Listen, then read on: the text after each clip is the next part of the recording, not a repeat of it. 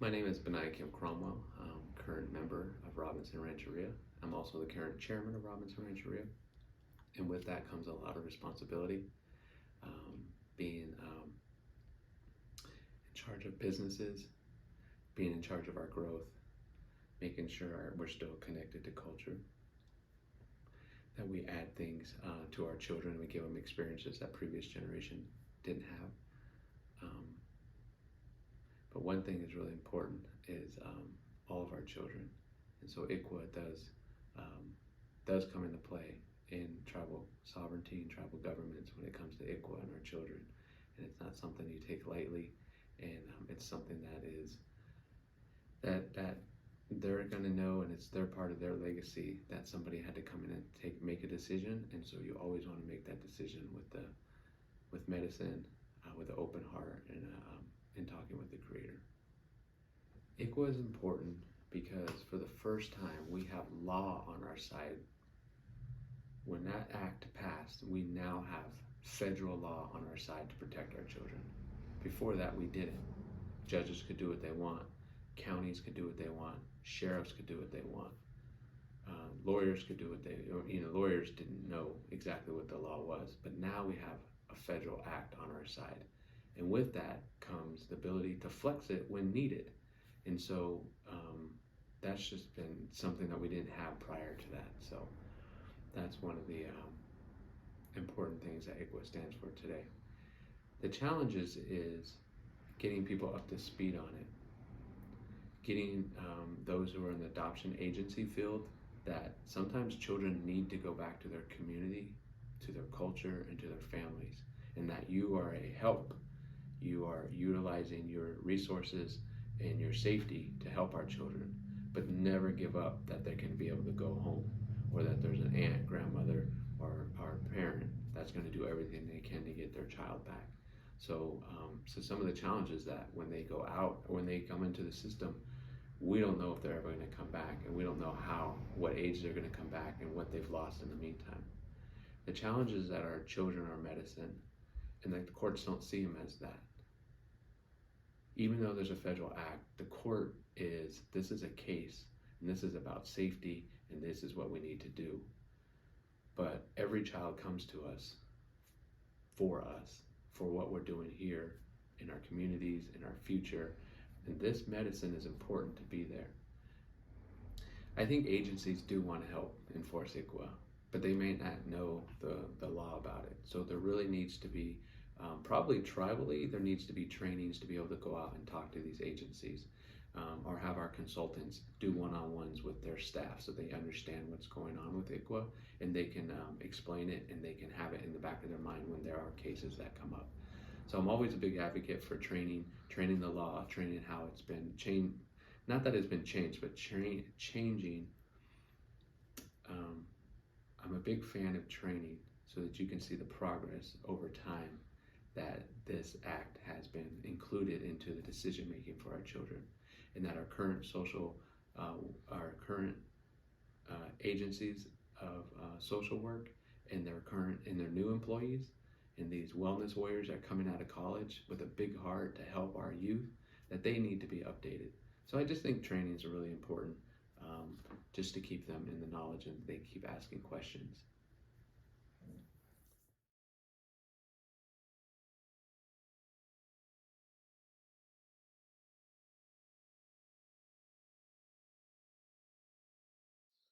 I'm Alice Langton Sloan, and I'm the ICWA and Health and Human Services Director for the Caddo Tribe of the Laytonville Rancheria.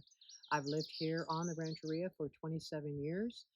My background includes being a foster child growing up into the system. I've also been a relative care provider for Native American children.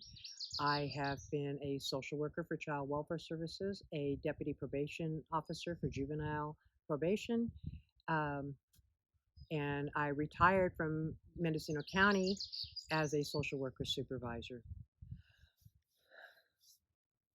I think by coming out and visiting, getting to know the ICWA representatives, really understanding where it is. Most of us in the social work business come from a prevention aspect where we want to help families overcome the difficulties And by understanding the ICWA laws, and we can have all the training in the world, and the core training that social workers get at the state level is there, but it might be good to have the lived experience and share those things. Come out with us. We try to go out with every social worker that comes to our tribe. We want social workers to let our tribe know that they're going to be coming out here and that we'll accompany them. Um, Look at them in a way where we're using the tools and the skills that we had to figure out, is this trauma induced from all the trauma that has been handed down generation after generation after generation? And if things didn't work, like maybe there was a case before, and if things didn't work the first time, well, then let's try something new. Let's see if things didn't work the first time and they're still doing the same stuff, what issues do we need to look at and try to do things differently? We're really fortunate. The federal government is coming out with the Families First Prevention Services Act soon, within the next couple of years, and that is going to be a priority on doing prevention work up front, where it really should be. If we're helping families overcome the difficulties, and it might be that we have to start generations back. So maybe as a multi-generation household that's living together, that maybe we need to talk to all of them in the circle and say, hey, we understand this, and just because things happened this way all these years ago, let's see what we can do to change things today. Let us work with you in a way that's positive. Seek out more information than the basic core component of ICWA. 1 week, 40 hours, I don't know if that's enough. Maybe things are changing today from what it was when I went through the core thing, or core training. But reading all the stories of the various tribes and the experiences that the families have had to endure, children being removed, the never being able to know their brothers and sisters that were taken away, or parents that were killed, or grandparents that are so elderly that they have to take care of them, and you've got multiple generations living in substandard housing. That's not their fault. These are things that we need to look at, is what can we do to help you overcome the difficulties and the challenges that will meet you in a culturally responsive way, and how can we incorporate traditions and ceremonies and things, even though it's not evidence-based, that the federal government says in a lot of things that's been done. It is evidence-based in a lot of ways in tribal communities, because they know what works for them and their families and their tribes. And take that and ask the questions. I'm not afraid to answer questions. I'm not afraid to ask other tribal members. You've got to remember that on many reservations from centuries ago, well, actually, not even centuries ago, earlier in this century, in the 19th century or 18th, the 20th century, many tribes were rounded up and put together, and they've had to form alliances within it. But those conflicts have come from those policies and things that were done. But to understand each family and each person. So when you get married, for example, and you have a husband and a wife coming from two different backgrounds, it's going to take a lot of effort to understand and work on those measures. Well, then that's handed down to their children, and the conflicts or the things that they don't understand, but they are, and it is what is. How do we best serve each individual within the family to get the best possible results, and look at things in a positive way with compassion and empathy, and ways that comes from our journey through social work and helping others.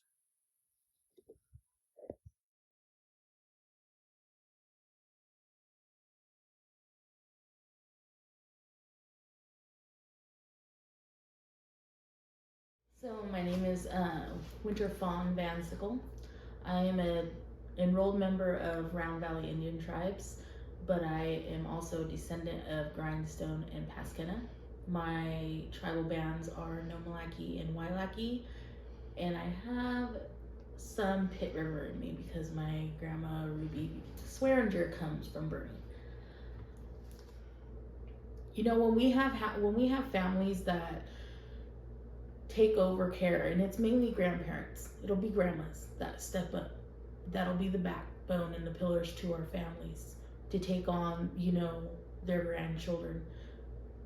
I always, we fight with this right now, and I don't think, if we have families that reach out and say, hey, I need help, I need some type of services, you know I think county should be able to just step in and say, okay, what can we help you with? What can we do for this family? How can we help them?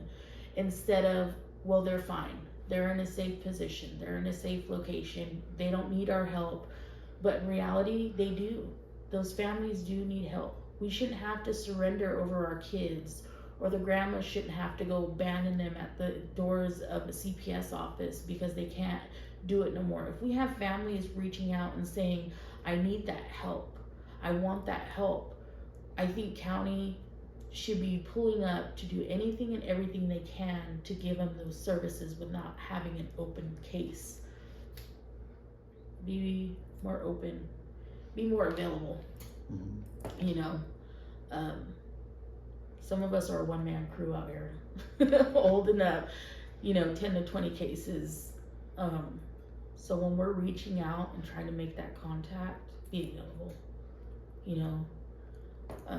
When we show concerns in meetings, when there are referrals, take that active action to do something.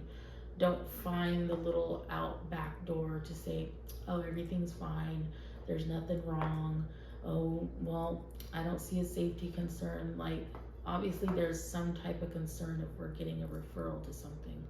So just be active with the communication and the foot forward. I work with some of the best social workers.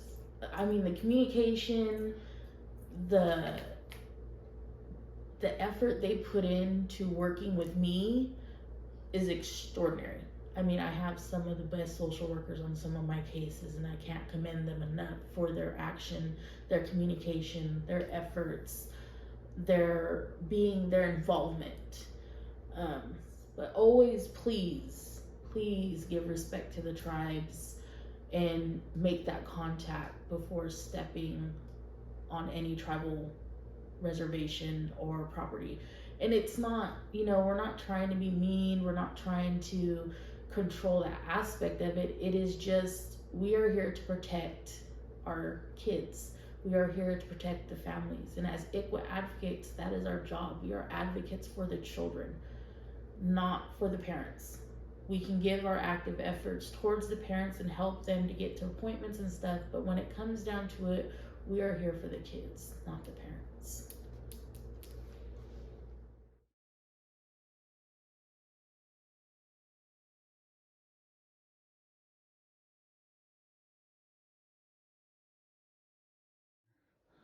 Okay, hello, my name is Sharon Allen Ibarra, and I'm the current tribal administrator for the Caddo tribe of the Laytonville Rancheria.